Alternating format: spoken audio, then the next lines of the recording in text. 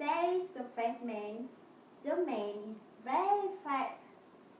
He weighs 500 pounds, 2 to 7 kilos. When he walks, he always gets tired. The very fat man wants to lose weight. In fact, his daughter tells him, "You must lose weight or you will die." The fat man is scared. He doesn't want to die. So he starts a diet. For 1 month, he eats only grass. Of course, the grass tastes terrible. But the man really wants to lose weight. Unfortunately, after 1 month, he still very fat.